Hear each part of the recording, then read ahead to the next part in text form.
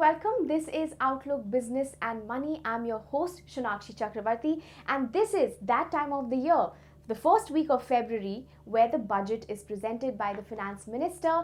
And this is the time where we also decode and analyze what were the hits and the misses, what really works out in the pocket of the Aam Aadmi, or whether things don't benefit you at all. And for that, we have just the right people here at Outlook. I am joined by Nidhi Sinha, the editor of Outlook Money and Finance, where she will help us decode and analyze all the plus and the minuses of the budget that was presented for 2023 and 2024. Now, Nidhi, thanks very much for joining us at this time where you will actually help our viewers and our readers about what really this budget meant. But before we kickstart that, I want to ask you, it was a very busy day for business journalists on the 1st of February. How was your day? How did it go for you? Yes, of course, 1st of February is something that, all journalists have. It's like the joke is that it's the annual board exams for journalists because it's all day, it's very busy. Right. And of course, the budget was not very dramatic. But there were a lot of changes for on the personal tax front, and that was something even the FM kind of mentioned that this is the section that is most awaited, but she came to it last. But that is the that is the most interesting part for most people. Right. So let's get kick-started, Nidhi, with the top 5 takeaways, the top 5 questions that people have on their mind. Of course, we will be talking more on the tax part of it, but we'll also address all the other questions. But with Nidhi specifically, we will start with what is the big takeaway from this budget for personal tax? of course, that is the most interesting part that people are looking forward to every budget. Yeah. And for me, the biggest takeaway is the veering towards the new tax regime that the government has clearly shown. So for a change, why I say for a change is that, after a gap of a couple of years, the Finance Minister has announced some of the changes, but all the changes that she announced pertain to the new tax regime. So out of the 5 changes that she announced, 4 pertain to the new tax regime, which clearly shows that the government is trying to make this regime more attractive for taxpayers, and it is kind of actively pushing them towards it. Moreover, it also introduced the standard deduction within the new tax regime fold, which was not there till last year. And of course, the other deductions are still not there, but still the most important changes, whether it was, the 7 lakh exemption and reducing of the surcharge for HNIs, that was also, so in a way the government kind of was capturing the low income group as well as the people on the highest rung. Right, which brings us to the next question, and which is something that was that is still on the minds of the people, the Aam Janta, the common man. Which one is good, which one is better? The old tax regime, the new tax regime? Help us understand. Of course, that is the topmost question on everybody's minds, which is better, what works for me now, especially with, the extra deductions that have come in the new tax regime, and the rates have been lowered, plus the exemptions have been expanded. But it's something that still, like I said earlier, it's something that still works for the low income group. And those in the middle of the income ladder, so to say, they really have to calculate and see what works for them, because we should not forget that there are a whole lot of deductions still available under the old tax regime. Right. So people who are maxing their ATC limits, or people who have home loans who have like ₹2 lakh interest payments going every year, plus you have those HRA exemptions, etc. If you add up all that with your health insurance, all of that, and our numbers actually show that you may be better off still in the old tax regime. Though I would like to also highlight that the difference has really narrowed between the new and old tax regime if you compare it with FY23. But still that difference exists. But in future, it's quite clear that the government is moving towards and pushing people towards the new tax regime. All right, interesting, because a lot of people on social media and netizens are in fact talking about this, that which one will they choose, and I hope that they hear you out and they can make a better decision for themselves. Now, Nidhi, will this veering of towards the new tax regime attract or rather affect investments, and how? Okay, that's a pretty interesting question, and that is something that has got me really wondering. It's a tricky one because you see, still in our country, Shonakshi, a lot of people, when it comes to saving or investing, they think, okay, this is the tax season, now is the time to save, and they save solely for tax purposes. Now, that is not ideal. I wouldn't say that is ideal. You should not just save to save your taxes, but you should invest for your financial goals, other things, etc. But having said that, the nudge to invest for the common person will be gone eventually when the deductions are completely phased out. That's what I feel. Now, the government could have also done this, keeping in view that there is renewed interest in equity investing in the last couple of years, and people, especially the youngsters, they are thinking about investing, and not just your insurance policies and tax saving investments, but other investments. So somehow, in a way, maybe the FM is placing the onus of making wise investment decisions on the taxpayer. But again, having said that, there are certain investments that, the future of those investments will be kind of questionable, in the sense that, for example, ELSS, it's very popular among mutual funds, and perhaps it was designed with the sole purpose of getting tax saving investments, and to veer people away from all the debt products towards equity investing through this product. Now, where the future of such products lie is something that is up in the air, and we'll have to wait and watch to see what happens. Speaking of future, Nidhi, what are the other things to look out for from this budget for individuals, and like I keep saying, for the Aam Aadmi? Yeah. So for the Aam Aadmi, of course, the taxation bit is the biggest one, and we have talked a lot about that. But the other good thing that the budget has done is it has expanded the limit of the senior citizen savings scheme from 15 lakh to 30 lakh. Now, that is a scheme, to tell you in very short, where you can where a retiree can put a lump sum and kind of get regular income from that. Now, 15 lakh was the limit, and with inflation and rising incomes, etc., it is only fair to kind of increase it to 30 lakh, and that is that is something that will give you guaranteed income, and that is what something senior citizens are looking for. And the other good thing, the other segment that has been addressed by the budget is women, by introducing another small saving scheme for them, which is called Mahila Samman certificate. But of course, the details of that scheme are still awaited in terms of its features and taxability. But as of now, considering just the announcement, the rate of 7.5% is pretty competitive. Yes. And given that saving schemes give guaranteed returns, that's good as of now. But of course, we'll have to wait and watch about, and see what other features this certificate has.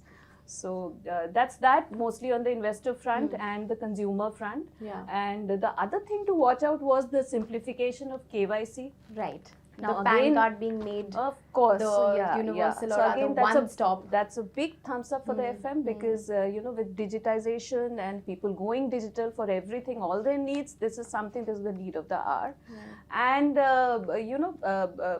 continuing with what I had said in the previous answer, Shonakshi, that the FM is kind of maybe pushing the onus of investment, wise investment, on the investor, is the push that we saw in the budget for financial literacy. So that is something that connects, maybe, that is the overall thought process that, we are able to see in the budget regarding investments and how people react to them. All right. So speaking of financial literacy, Nidhi Sinha, our very own from Outlook, has kind of given us a masterclass already, Financial Literacy 101 with her. Thanks very much, Nidhi, for your time. And do keep an eye out and watch this space. Keep a track on Outlook Business and Money, where we actually help you decode and analyze all things money, all things business. But stay tuned to Outlook Business and Money. Thanks a lot, Shonakshi. Thank you, Nidhi. Joining me right now is the Managing Editor of Outlook Business, Mr. Neeraj Thakur, who will in fact help us decode and understand what were some of the key takeaways from the budget of 2023 and 2024. Neeraj, thanks very much for your time. As they say, the 1st of February is a very busy day for business journalists across newsroom. How was it for you? Yeah, it was a very busy day, because in fact we were busy from a day before. There was an economic survey. So we planned for it for about 48 hours, and like we did not sleep because the entire team was planning what kind of coverage should go in. So yeah, it was very It was hectic. a very hectic day indeed. So let me let's kickstart right away with the questions that we have sort of narrowed down for our viewers and our readers. Let's begin with what was the biggest take or the one takeaway from this budget, which was also the last full budget of the finance minister, also before 2024. We would say that it had a hallmark of the BJP government, because unlike UP government, BJP stuck to its commitment towards not going for dole-outs, and they decided that they will continue to spend on infrastructure, and that's what Nirmala Sitharaman announced. Because if you just look at BJP's campaign, they have been saying that the state governments, and especially the opposition-led state governments, are giving out a lot of dole-outs. This government did not announce anything.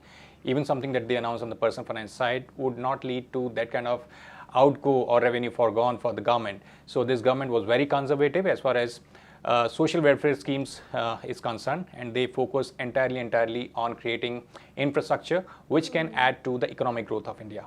Right. So you say in your wisdom it was slightly or rather conservative.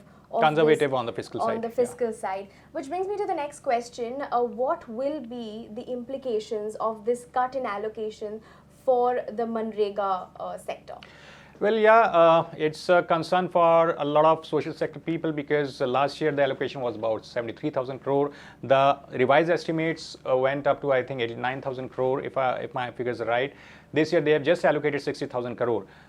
There is a lot of criticism of the government, but the government believes that Manrega is not a full-time employment generation scheme. That money is just required to provide 100 days of jobs in a year, and not beyond that. And the government has actually cut down expenditure on social sector, and they have increased capital expenditure by 33%. Last year the increase was about 35%. So this government has been true to its commitment. It's their ideology that they do not want to give free money in the hands of poor. They want to create jobs. Now those jobs are coming in the infrastructure sector or construction sector. That's what the government is planning for. There could be criticism because these are two different ideologies. One is the Gujarat model of development, and the other is you can just say that Kerala model of development. So this budget had the hallmark of Narendra Modi or BJP's belief that invest in infrastructure so that the future is bright. Neeraj, will this budget create jobs? Because that is the one question that is on the minds, not just of the salaried class, but also somebody who's just out of school, out of high school, out of college. All they care for is job security. Do you believe that this budget will create more jobs? See, it's a very complex question, because of course the job of the government is to create jobs, but jobs have not been created in the last many years. Even before Prime Minister Narendra Modi came to power, the whole political topic, the whole political debate was about whether he will create jobs or not. I don't think the jobs in the formal sectors have been created to that extent. But yes, because we could not introduce reforms in the Indian economy over the last 20 years, I would say. And I mean, whatever reforms came in after that, there was an impact of COVID. So jobs do not exist to the extent we would want them to be in the Indian economy. I don't think budgets are there to create jobs. You cannot create jobs just by presenting a regular budget. Jobs are created over a period of time. This government believes that they would be able to create jobs by investing in infrastructure, so that the foreign companies come and invest in India, and that's how they will create jobs in the manufacturing sector, also in the services sector. But I seriously believe that no budget can actually create job, whether this budget or any other budget. Budgets are just annual exercise. They are losing the relevance by the day. And this was just a budget which will perhaps give India the kind of growth in the absence of private capital expenditure, which has been the problem for the last 10 years. All right. Neeraj, which brings me to the last question. Will this budget essentially, when we speak of foreign trade and when we speak of investments, world investments coming in from different countries into India, and the government has spoken a lot about foreign trade in just the last 2 years, will this budget help India deal with global headwinds? Yeah, when Nirmala Sitharaman or India's chief economic advisors were talking about, we want to deal with global headwinds and our policies will be targeted towards, because what they mean is that global growth is dying. A lot of countries in the West are entering recession. They have already entered recession, and there is not going to be that much of global trade. So in that scenario, India will have to grow on its own by investing in its own infrastructure and creating domestic demand, domestic consumption. Yes, the government has done some, for example, if you just look at the new tax regime, which has been promoted by Nirmala Sitharaman, that new tax regime is what? It actually dissuades investments by individuals, by households, and it promotes more consumption because there are no rebates under the new tax regime. So you can say that the government wants people to spend more. I don't know how much of expenditure personal consumption it will lead to, because post-COVID there has been a real big impact on India's consumption pattern. Indians are not able to spend more simply because they are just petrified with the kind of loss they incurred during COVID. But yeah, global headwinds over the last 9 years, the Narendra Modi government has kept India's GDP going by spending more and more on India's infrastructure, because they have been borrowing more from the markets, and that's how they've kept the growth engine going, because private capex has been non-existent. If you just, and especially COVID was the last I would say a nail in the coffin, and the government is expecting that even whether private sector invests or not, the infrastructure expenditure that government will do over the next 1 year will help India sail through this difficult period that's there in the global economy. All right, there. So a budget that perhaps one would think is for all, but then of course with every budget comes a certain kind of criticism, and we at Outlook, we will be helping you, our viewers and readers, analyze and decode this for yourselves so that you could make the best decisions for yourself after this budget. Thank you very much, Neeraj, for your time. Thank you. Thank you very much.